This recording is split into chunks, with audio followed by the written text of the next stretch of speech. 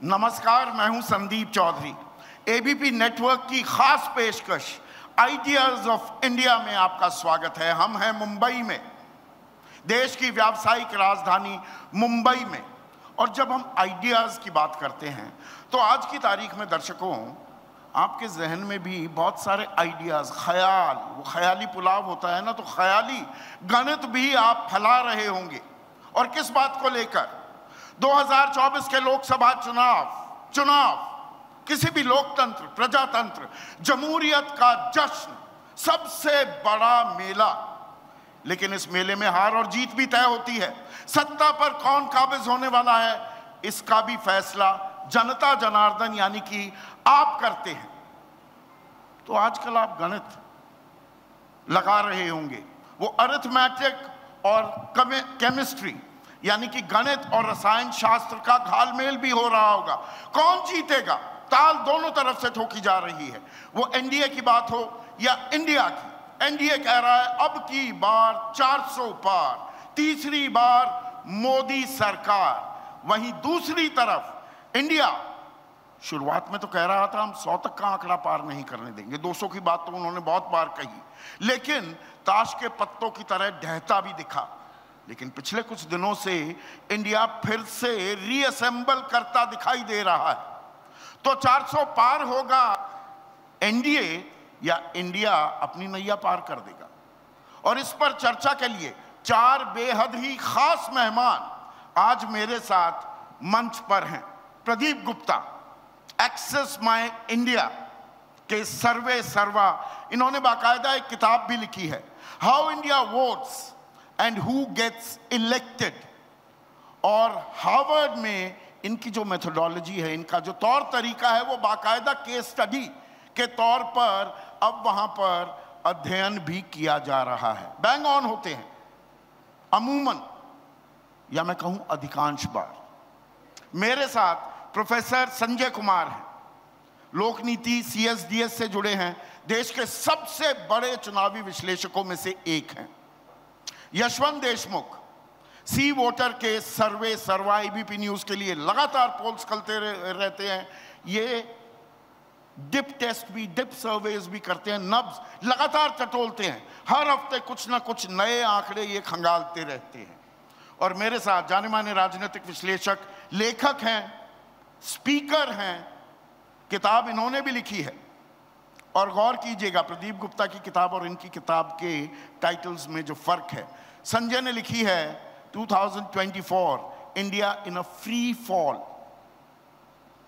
तो सबसे पहले जो ख्याली गणित आप फैला रहे हैं वो विशेषज्ञों की जुबानी सुनते हैं, उनका गणित क्या है। प्रदीप, प्रधानमंत्री मोदी, बीजेपी की तरफ से ताल 370 पार, एनडीए 400 पार। ये चुनावी ताल ठोकी जा रही है, ये हकीकत है या ये फसाना है? Thank you Sandeep. तो हकीकत या फसाना के लिए थोड़ा और इंतज़ार करना पड़ेगा ये जानने के लिए। लेकिन थोड़ी देर के लिए प्रधानमंत्री मोदी जो 400 पार कह रहे हैं, वो किन किन परिस्थितियों में यदि होगा, यदि संभव है तो किन परिस्थितियों में होगा। 3 आसान परिस्थितियां हैं।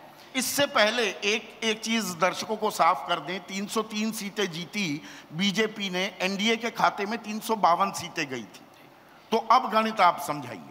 तो 352 सीटें जैसे आपने कहा, और मोदी भी एनडीए की बात करते हैं जब 400 पार की बात करते हैं, तो 352 मतलब 48 सीट्स कम है 400 में। तो 48 सीट कहाँ से आएंगी, पहला सवाल ये। और दूसरी बात ये कंडीशन है रादर कि वो जो 352 सीटें पहले जीती है एनडीए ने, उसको तो जीतना भी जरूरी है। तो 3 राज्य ऐसे हैं जहाँ करीब 100 के करीब सीट आती है, जहाँ बीजेपी ने केवल और केवल या एनडीए ने केवल 5 सीटें जीती है। वो है तमिलनाडु 39 सीट्स के साथ, आंध्र प्रदेश 25 सीटों के साथ और केरला 20 सीट के साथ, और पंजाब 13 सीट। इन चारों को भी मिला दें आप तो करीब 100 सीटें आती हैं, यहाँ केवल एनडीए ने 5 सीटें जीती हैं। तो सबसे पहले तो स्ट्राइक रेट या एल्बो रूम जो कहते हैं आपकी, यहाँ पे अच्छा खासा 95 सीट्स का एनडीए को यदि 400 छूना है तो अच्छा खासा एल्बो रूम नज़र आ रहा है। दूसरी बात यह है कि एल्बो रूम मतलब बढ़त की गुंजाइश कुछ? जी, बढ़त की गुंजाइश बिल्कुल दिखती है, तमिलनाडु में दिखती है, कहाँ दिखती है, कौन से राज्य में? उसके लिए ज़रूरी है, तमिलनाडु की आप बात कर रहे हैं तो पिछली बार AIDMK और DMK वहाँ की दो प्रमुख क्षेत्रीय पार्टियां हैं। AIDMK के साथ बीजेपी का गठबंधन था, जो कि AIDMK ने एक सीट जीती, 39 में से एक सीट, बाकी सभी 38 सीट पे DMK कांग्रेस अलायंस ने जीत की। तो वहाँ पर आज की परिस्थिति वर्तमान ये है कि अभी NDA के साथ AIDMK नहीं है, तो बहुत सारे इफ्स एंड बट्स अभी लगे हुए हैं। यदि कि AIDMK इस बार बीजेपी के साथ गठबंधन करता है और NDA में आता है तो हम कह सकते हैं कि संभावनाएं हो सकती है। और केरल में इतना पुराना RSS का संगठन पर खाता नहीं खोल पाती बीजेपी। केरल की कहानी तो ऐसी है कि बीजेपी लोकसभा में ही नहीं, असेंबली इलेक्शन में भी खाता नहीं खोल पाती। 140 में से एक भी सीट नहीं है केरल के अंदर, लेकिन कोशिश तो करनी पड़ती है। और मैं हमेशा ये कहता हूँ कि यदि किसी को ग्रेजुएट होना है और कोशिश करके सफल होना है तो उसमें लाइफ के 15 साल तो कम से कम लगते हैं जब आप स्टार्ट करते हैं, यानी फर्स्ट स्टैंडर्ड से 12 + 3।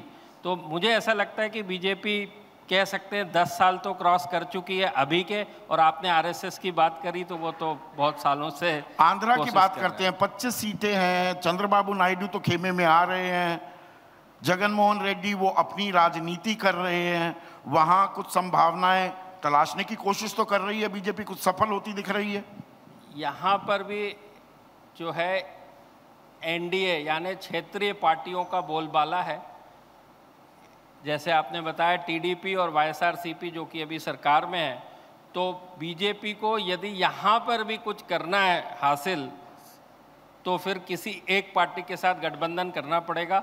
आज की वर्तमान परिस्थिति यह है कि दोनों तरफ से कोशिशें की जा रही हैं, AIDMK तमिलनाडु में भी और आंध्र प्रदेश में भी। यदि किसी तो कोशिशें कब, कौन से शुभ मुहूर्त का इंतजार कर रहे हैं? अब तक तो हो जाना चाहिए था अगर कोई गठबंधन होना है। संदीप, इतना आसान नहीं होता इसमें, क्योंकि बहुत सारी बात होती है। नहीं, मैं सवाल इसलिए पूछ रहा हूँ, इंडिया वालों से बड़े सवाल पूछे जाते हैं, अरे आपका गठबंधन नहीं हो रहा, आपका सीटों का बंटवारा नहीं हो रहा। तो दक्षिण में NDA कौन सा गठबंधन है और सीटों का बंटवारा तो दूर की कौड़ी हो। उसकी वजह यह है कि जो NDA की स्थिति है कि उसमें अभी जो आपकी थाली है रोजमर्रा की खाने की, उसमें पकवान कहाँ से आएंगे इसका सवाल है।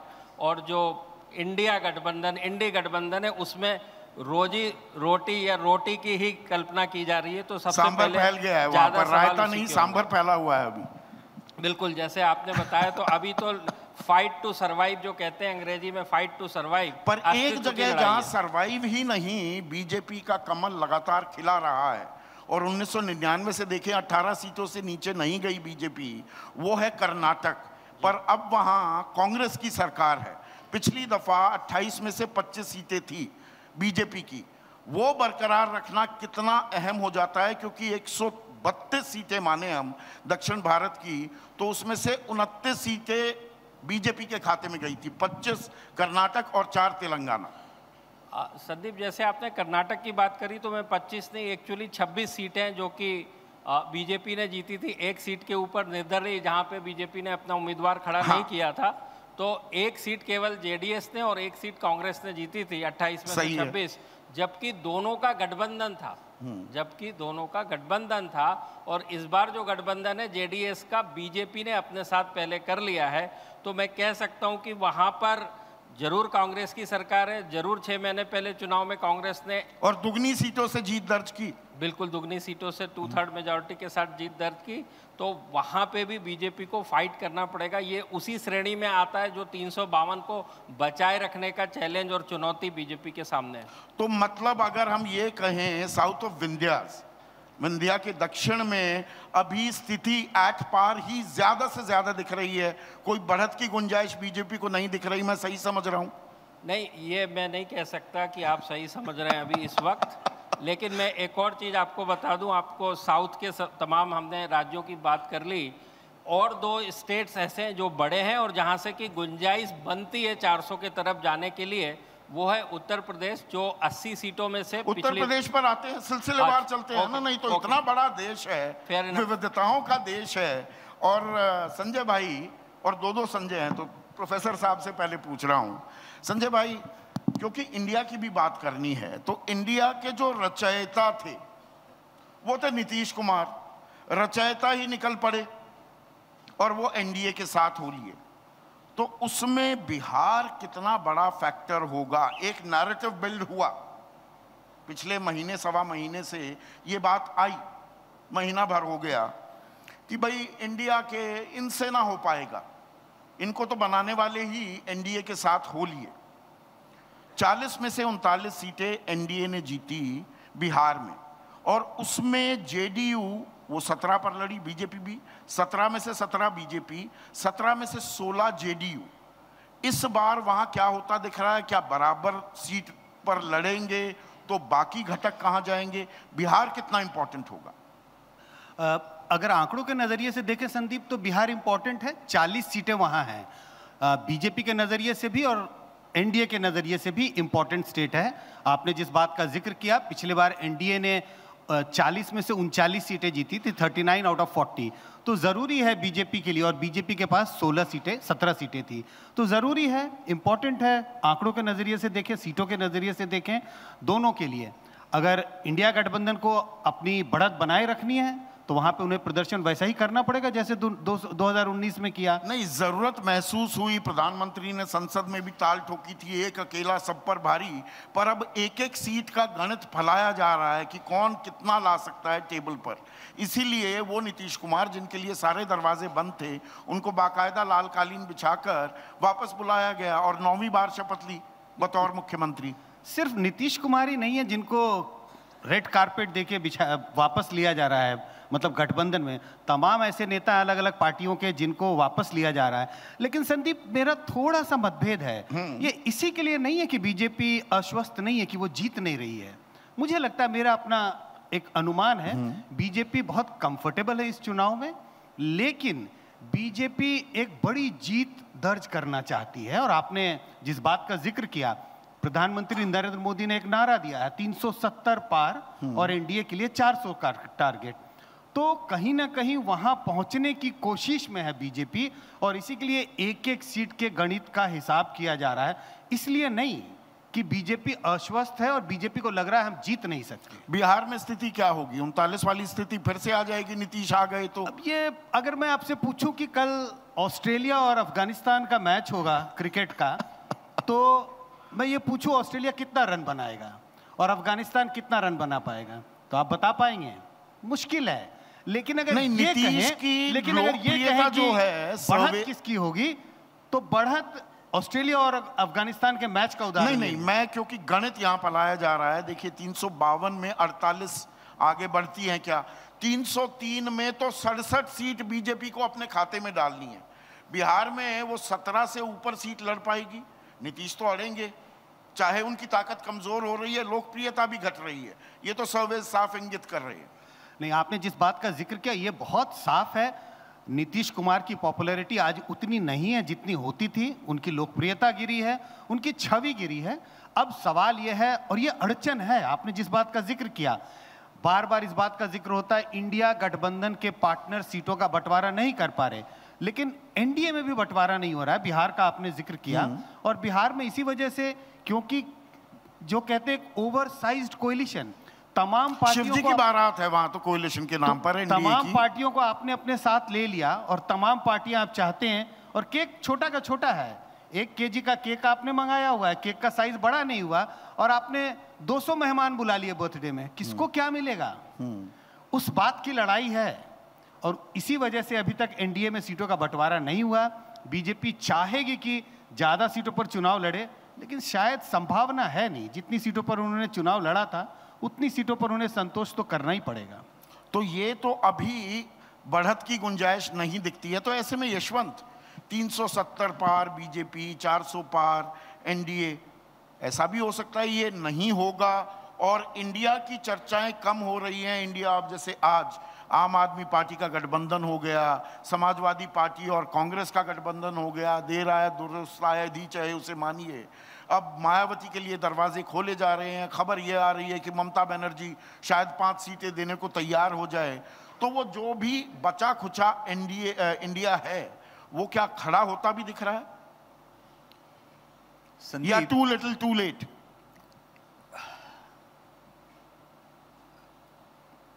ये सवाल ऐसा है कि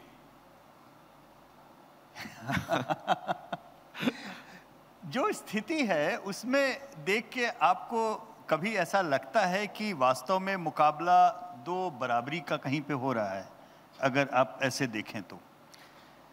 और मुझे लगता है कि कहीं ना कहीं इस लड़ाई, इस पूरी दुविधा में, इन सारी चीज़ों में, हम लोगों की बहस में एक ये भी कीड़ा आता है कि हम कितना जीते ये तो अलग बात है, सामने वाले को कितना डिमोरलाइज भी किया जा सकता है, हाँ, वो भी एक अलग विषय है। नैरेटिव बिल्डिंग भी तो है। मुझे कभी कभी लगता है कि प्रधानमंत्री नरेंद्र मोदी बाकी जो काम करते हैं वो देश की जनता के मन की बात भी ये समझते हैं कि जनता बोर हो रही है।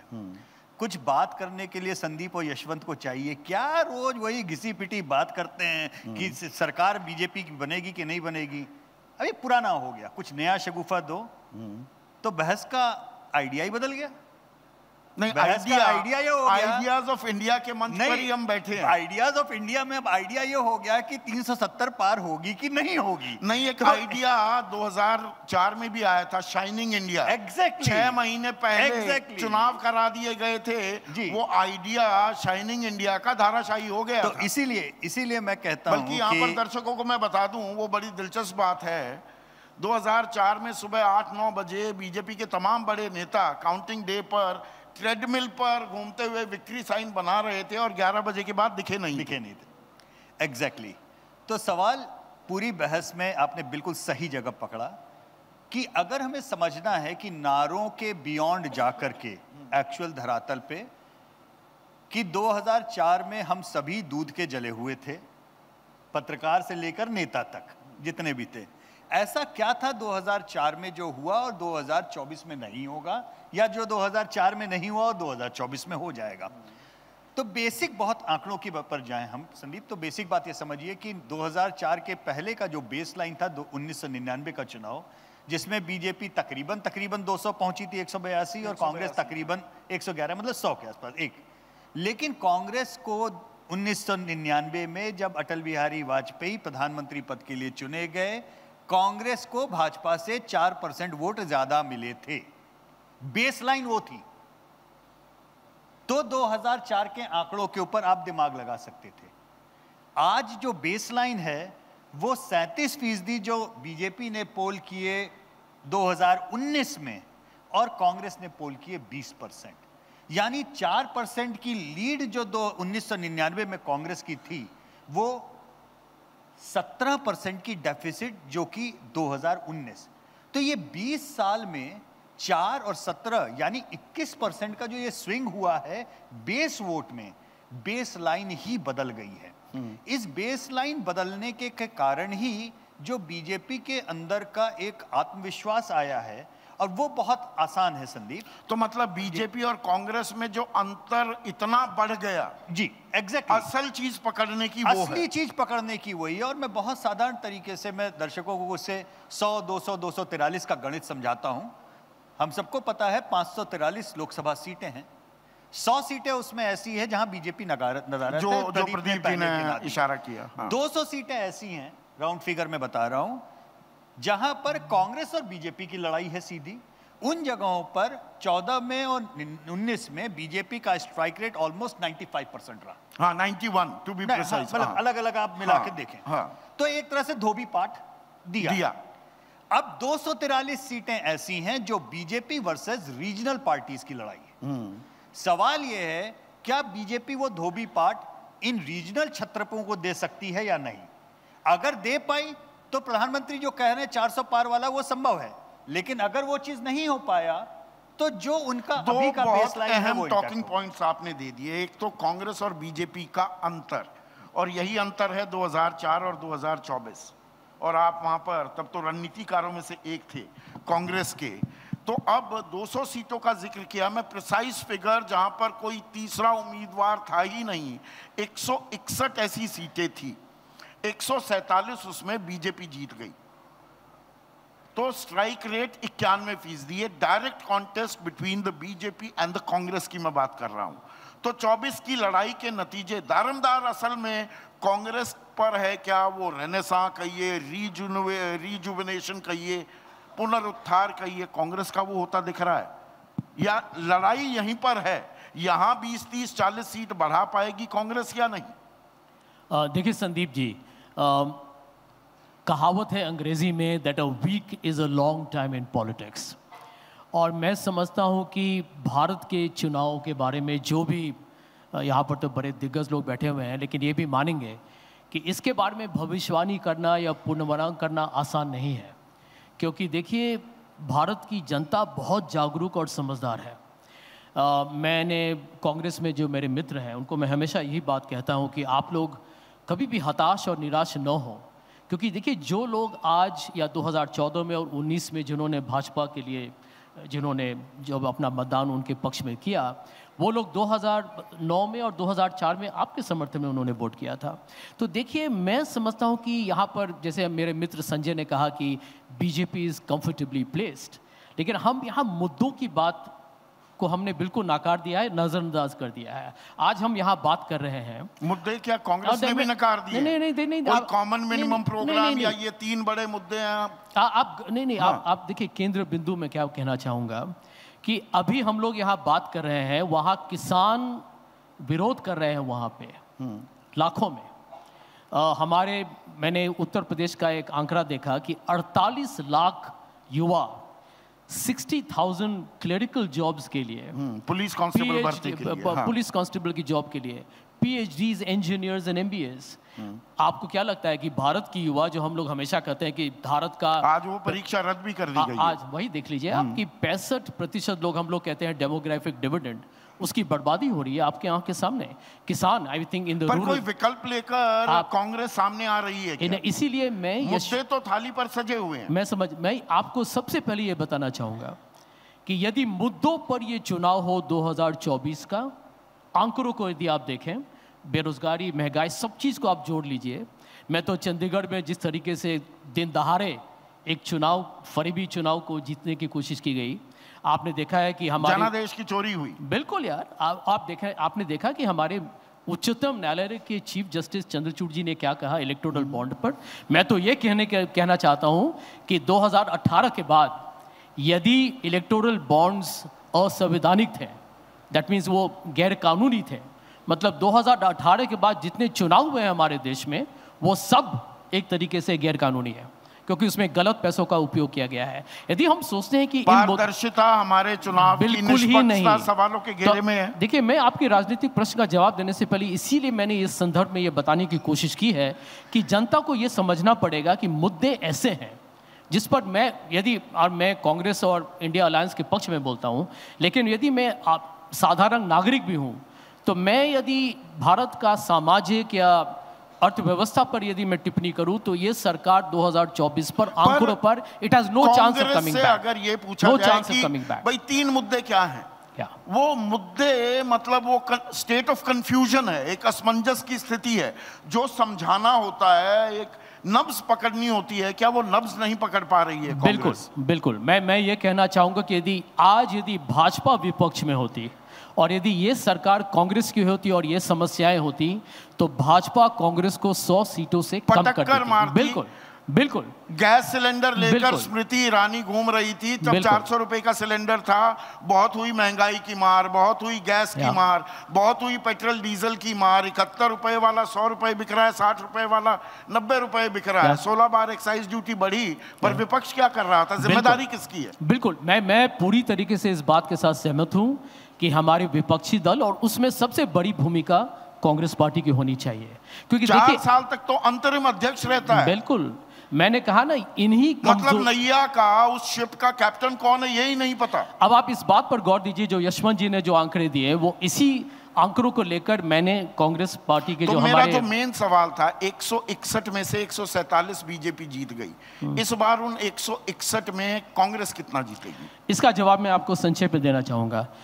यदि आप सीट्स को सही तरीके से गिने तो 202 सीट, उसमें मैं महाराष्ट्र को भी उसमें इंक्लूड कर रहा हूं, 202 सीट में जहां भाजपा और कांग्रेस का टक्कर है, वहां पर कांग्रेस सिर्फ 16 सीट उन्होंने जीता। Actually the hit rate is 8%। तो सबसे बड़ा जो प्रश्न सबके सामने होना चाहिए कि इस बार यदि कांग्रेस में वो जज्बा या जुनून या ऊर्जा के साथ क्या वो बढ़ेगा? है, मुझे लग रहा है। देखिए, बहुत लोग कांग्रेस पार्टी पर एक तरीके से टिप्पणी करना, बयानबाजी करना, लोगों को लगता है कि मारो पीटो, कांग्रेस में कमियां हैं, खामियां हैं, बोझाई हो गई है बिल्कुल। लेकिन मैं समझता हूं कि जो कुछ राज्य जिस पर पूरा 2024 का चुनाव का जो नतीजा आएगा, बिहार, वेस्ट बंगाल, उत्तर प्रदेश, कर्नाटका और जहां हम बैठे हुए हैं Maharashtra, Congress has to do the heavy lifting. Congress will it be able to do that? I do believe that the Congress party is got the momentum on its side, and it is got to demonstrate this leadership for the India Alliance. I remain optimistic. मैं आशावादी हूँ। ठीक है प्रदीप जी, दिल्ली की गद्दी का रास्ता लखनऊ से होकर गुजरता है। 2 लड़के साथ आए, 2017 में तो कुछ कमाल नहीं कर पाए, 2024 में कुछ बदलाव होता दिखता है। या जो आप इशारा कर रहे थे कि 62 सीटें जो बीजेपी ने जीती 80 में से, दरअसल बीजेपी गुंजाइश दिखाता है कि वहां अपना आंकड़ा बढ़ा सकती है बीजेपी। मैं एनडीए की अभी बात ही नहीं कर रहा। संदीप, बिल्कुल सही कहा आपने। यदि आप देखें 62 सीटें बीजेपी की और 2 सीट गठबंधन की, तो 64 सीटें एनडीए ने जीती। उसका बैकग्राउंड आपको देखना ज़रूरी है कि उस 19 के चुनाव में बीएसपी और एसपी का गठबंधन था, जो बहुत बड़ा गठबंधन है, और दोनों ने मिलके 40% वोट स्कोर भी किए। बट सीटें दोनों की मिला के 15 आई। इस बार बीएसपी अलग चुनाव लड़ रही है, और ये आप जानते हैं कि बीएसपी अभी भी एक फोर्स तो है, भली जीतने में ना सही, बट वोट काटने या वोटों का डिवीजन करने में अपोजिशन के। और हाथी अगर कमल का साथी वाला खेल कर गया तो खेल और खराब हो जाएगा इंडिया का। वही परिस्थिति है। और इन्हीं सब चीज़ों को देखते हुए जो मोदी जी कहते हैं 400 पार, उनमें उत्तर प्रदेश में भी एल्बो रूम काफ़ी है। कितना एल्बो रूम मानते हैं आप? अब एल्बो रूम से 64 से 80 के बीच का 16 का एल्बो रूम है, और बंगाल के अंदर नहीं, 16 में से कितनी गुंजाइश आपको दिखती है? अभी उसके लिए अब गठबंधन तो हो गया कांग्रेस और आपने जो कहा यूपी के लड़कों का, 16 में से मुझे लगता है कि कुछ तो बढ़ेगा। कितना बढ़ेगा उसके लिए थोड़ा और इंतजार मतलब 2014 वाला नतीजा आ सकता है? 2014 वाला नतीजे को इनकार नहीं किया जा सकता। इनकार नहीं किया जा। आप बंगाल पर आ रहे थे, वो सवाल में प्रोफेसर संजय कुमार से पूछना चाहूंगा। हम 4 स्विंग स्टेट्स की लगातार बात कर रहे थे, कर्नाटक का तो जिक्र किया, उसमें अब 3 बच गए। एक पश्चिम बंगाल, एक बिहार और एक महाराष्ट्र। बिहार का हमने जिक्र किया है, 158 सीटें 124 एनडीए जीती थी। ये स्विंग स्टेट्स क्या कह रहे हैं? अगर आप एक पहले बड़ी तस्वीर हमारे सामने खींचे और उसके बाद डिटेलिंग में यशवंत से कराऊंगा। देखिए, बड़ी तस्वीर खींचने के लिए इनके टुकड़ों को जोड़ने की जरूरत है। बिहार एनडीए बढ़ा नहीं सकती, 40 में से 39 जीत चुके थे। बंगाल पर आए, हाँ, 42 में से 18 बीजेपी, 42 में से 18 गुंजाइश है। गुंजाइश है, बीजेपी वहां सीटें बढ़ा सकती है, बढ़ा सकती है, या वहां पर तो नेताओं ने छोड़ने का सिलसिला शुरू कर दिया, बिखर गई है वहां लीडरशिप बीजेपी की। वो ठीक है, वो आपका नजरिया है देखने का, लेकिन वोटरों के नजरिए से या उनके मन को टटोलते हुए मुझे ये दिखाई पड़ता है कि गुंजाइश है। सीएए एनआरसी की गूंज भी सुनाई देगी वहां पर, उसकी गूंज सुनाई भी देगी, तो वहां पर गुंजाइश है। अगर मैं देखूं कि कौन सा स्टेट मेरे लिए सबसे इंटरेस्टिंग है, नहीं पहले अभी पश्चिम बंगाल होगा। एक सेकंड, पश्चिम बंगाल पर ही अब जो ये खबर आ रही है कि तृणमूल, वो तो कह रही थी अकेला चलो, और दरअसल अगर आप चुनावी रणनीति के तौर पर देखो तो तृणमूल अकेले लड़े तो शायद इंडिया को ज्यादा फायदा होगा। कांग्रेस को 5 सीटें दे दी जाए, उससे क्या गठबंधन इंडिया का मजबूत होगा, या अलग अलग लड़े तो बीजेपी के लिए ज्यादा बुरी खबर? नहीं, बिल्कुल मजबूत होगा। कांग्रेस के साथ गठबंधन अगर हो गया तृणमूल कांग्रेस का, और 5 सीटें कांग्रेस को मिलेंगी, हाँ, जैसा आप कह रहे हैं, ये अभी अटकलें लगाई जा रही हैं, तो मुझे लगता है तब बीजेपी को भारी नुकसान हो सकता है। भारी नुकसान हो सकता है। पिछली बार बीजेपी को 18 सीटें आई थी, बीजेपी सिंगल डिजिट पे निश्चित जा सकती है। और ये लगभग निश्चित होता दिखाई दे रहा है। मैं आपको ये भी बता सकता हूँ, उस तरह से सीधा नहीं, ये निश्चित होता दिखाई दे रहा है कि गठबंधन होगा। हाँ। मैं ये बात कह रहा हूं। पर अब डिटेलिंग में जाएं, और जो ये स्विंग स्टेट्स है 158 में से 124, खेल यहीं अटका हुआ है क्या कि वो 400 पार होगा या नहीं होगा, या 300 पर ही रहेंगे? 300 भी अप्रत्याशित बहुमत है, ये हमें भूलना नहीं चाहिए यशवंत। नहीं, बिल्कुल खेल तो यही होगा। इनफैक्ट मेरे हिसाब से Paschim Bengal is going to be mother of all battles. I am being very very clear. मैं महाराष्ट्र को मदर ऑफ ऑल बैटल्स में इसलिए शामिल नहीं कर रहा हूं क्योंकि यहां का तो वोटर ही बेचारा क्या बोले, मतलब वो वोट किसको दे के आ रहा है, बन कौन रहा है, और कल किसके पास में रहेगा और परसों कहाँ रहेगा, वोटर के सामने। हम लोग जैसे अब एबीपी का हम लोग जब ट्रैकर करते हैं, बाय द वे दर्शकों को इस बात की जानकारी है कि हम लोग का एक बार नहीं होता, हम लोग we are doing a daily tracker for ABP. हम लोग पूछते हैं पार्टी और नेता का नाम। अब केवल पार्टी का नाम लेने से नहीं होता। 2 शिवसेना हो रखी हैं, 2 एनसीपी हो रखी हैं, महाराष्ट्र का मैं पूछूंगा संजय से, और पता नहीं कांग्रेस कितनी हो रखी हैं। तो ये जो स्थिति है उसमें सिर्फ इतना नहीं है कि कौन कितना लड़ रहा है। मुझे ऐसा लगता है कि किसके खिलाफ कौन लड़ रहा है किस सीट पर, यह बहुत बड़ा फैक्टर होने वाला है। तो इसमें उत्तर भारत की अगर एक क्विकली हम विश्लेषण करें, भाई हरियाणा 10 की 10, दिल्ली 7 की 7, 4 की 4, हिमाचल में 5 की 5, उत्तराखंड में 25 की 25, मैं हनुमान बेनीवाल की सीट भी गिन रहा हूं, राजस्थान में 26 की 26, गुजरात में 29 में से 28, मध्य प्रदेश में 11 में से 9, छत्तीसगढ़ में, यहां तो मैक्स कर रखा है बीजेपी ने। बिल्कुल। तो अब ये आम आदमी पार्टी के साथ गठबंधन, दिल्ली, हरियाणा, पंजाब में अलग अलग उनका लड़ना कि नहीं, नंबर 2 नहीं बनने देंगे बीजेपी का, किसान आंदोलन का परवान चढ़ना, ऐसे वक्त में क्या ये एक खतरे की घंटी भी बज रही है बीजेपी एनडीए के लिए? देखिए संजय भाई की मैं एक बात से सहमत हूं कि एक हफ्ता भी बहुत होता है किसी भी मुल्क की, समाज की राजनीति में किसी भी तरीके के लिए। लेकिन हम बात कर रहे हैं आज के ट्रैकर के और आज के आंकड़ों की। संदीप, 10 राज्य ऐसे हैं जहां पे भाजपा का वोट शेयर आज की तारीख में 50% से ज्यादा है। कितना? 50% से ज्यादा। 4 राज्य ऐसे हैं जहां भाजपा का आज की तारीख में वोट शेयर 60% से ज्यादा है, 60% प्लस। अब अगर आप बाकी सबको इकट्ठा भी कर दें, मसलन जैसे दिल्ली की बात कर रहे हैं, दिल्ली में बीजेपी का intended vote share almost 58% touch कर रहा है। ऐसे में सामने वाला 42% सब मिलके भी लड़ जाए तो 4+3 करने से भी कुछ ना हो पाएगा, नहीं हो पाएगा। इसलिए वो उसका असर उतना इंपैक्ट दिखेगा नहीं जितना दिखना चाहिए। नहीं, आप ही की बात और संजय जो कह रहे थे कि a week is a long time in politics, भाई 2 हफ्ते पहले तक चरण सिंह को, चौधरी चरण सिंह को भारत रत्न से नवाजा गया, MS स्वामीनाथन को जी किसानों का कल्याण हो गया, इनका सम्मान हो गया। आज वो परिस्थिति बदल गई है जी। तो राजनीति का ऊंट करवट बदलता दिख रहा है। देखिए, राजनीति का ऊंट तो परमानेंटली करवट लेता ही रहता है, लेकिन सवाल यह है कि ऊंट पे बैठा कौन है और क्या वो ये जानता है कि नहीं जानता है। और ये प्रोएक्टिवनेस होती है, एडॉप्टेबिलिटी होती है। इंसान कितनी तेजी से अपनी राजनीति को, ऊंट इधर हिला तो हम इधर हिलेंगे, ऊंट तो मुंबई में ऊंट तो दिखाई नहीं देते, पर यहाँ किसके पास यहाँ का ऊंट क्या कह रहा है संजय, महाराष्ट्र का, और इस ऊंट पर सवारी इस वक्त कौन कर रहा है? नहीं, देखिए, मैं समझता हूँ कि जहाँ तक महाराष्ट्र का सवाल है, महाराष्ट्र के लोगों ने देखा है कि किस तरीके से, एक तरीके से मैं समझता हूँ कि जनता के साथ एक विश्वासघात हुआ। लोगों ने पार्टी एक्स के लिए वोट किया और वो पार्टी किसी दूसरे गठबंधन के पास चली गई। और जिस तरीके लोगों ने तो शिवसेना और बीजेपी के लिए वोट किया था। देखिए, उनका तो अंदरूनी, सत्ता की मलाई आपने काटी। वो उनका अंदरूनी मसला है, उसे हमें क्या लेना देना। सच्चाई तो यह है कि लोगों ने देखा किस तरीके से शिवसेना और एनसीपी को तोड़ा गया है। मैं इसीलिए समझता हूँ कि आज हम लोग यहाँ आंकड़ों की बात कर रहे हैं, लेकिन हम लोग जरा अपने 48 में से 42 थी एनडीए की पिछली बार। कम से कम हम अपनी राष्ट्रीय जो कहते हैं ना राजनीतिक भाषा में कम से कम कुछ नैतिकता के बारे में तो बात करें। यहाँ पर एक ऑपरेशन लोटस है, बॉम्बे में हमारे पास दलाल स्ट्रीट में एक स्टॉक एक्सचेंज है, आज तो एमएलए का स्टॉक एक्सचेंज बन गया है, जिसको चाहो जब खरीदो बेच डालो।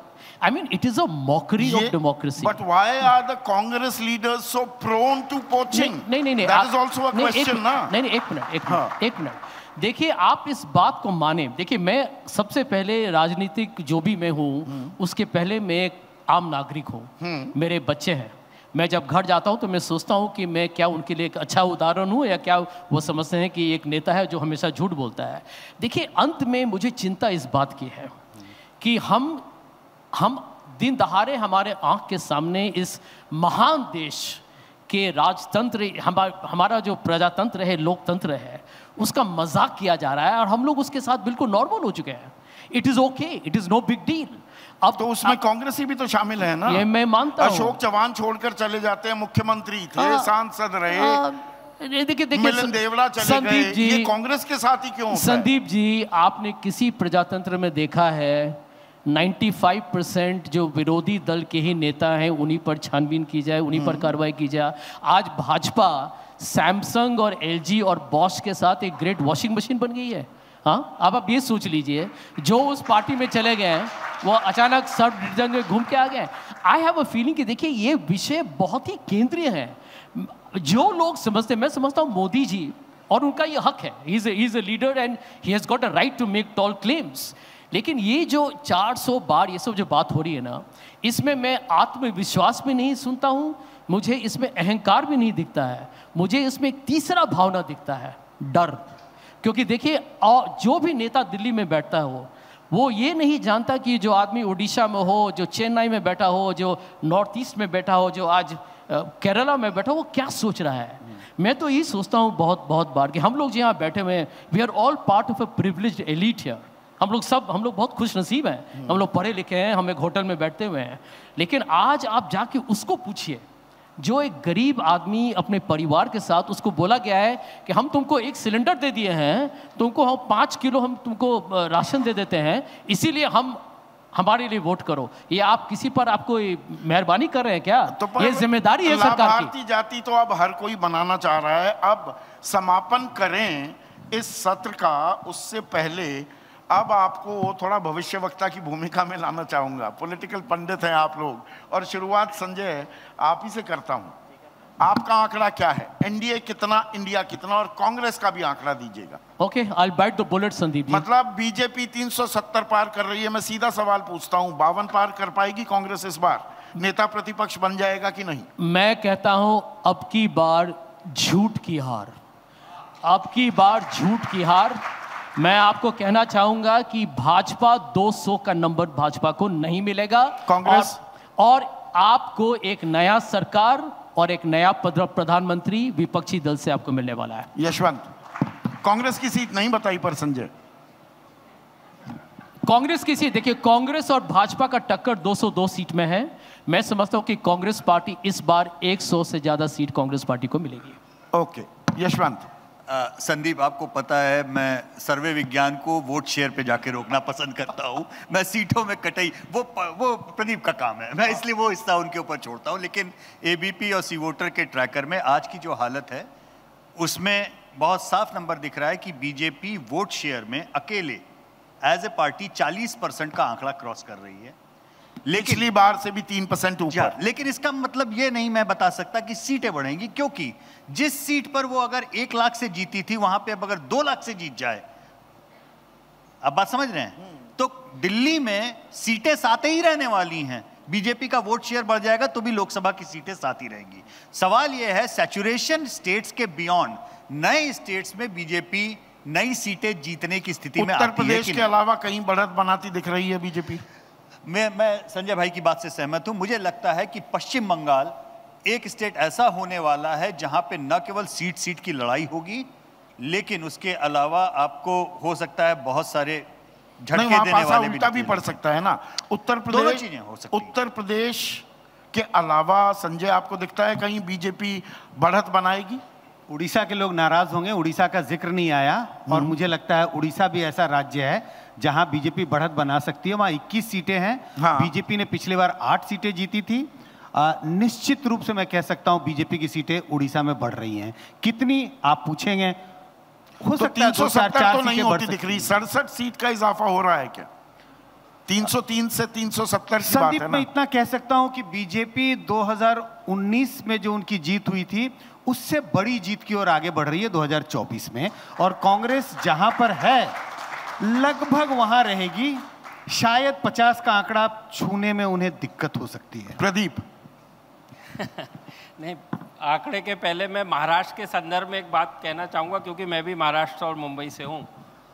महाराष्ट्र का वोटर्स जो है पूरे देश के अंदर सबसे ज़्यादा लॉयल है। लॉयल्टी फैक्टर हर प्रदेश का कम ज़्यादा होता है, लेकिन सबसे ज़्यादा लॉयल है। और एक चीज़ और मैं आपको सबको बता दूं कि महाराष्ट्र ही ऐसा स्टेट है जहाँ पे कि रीजनल छत्रप यानी इंडिविजुअल पर्सनालिटी बेस्ड फॉलोइंग होती है, और वो करीब करीब इंटैक्ट होती है।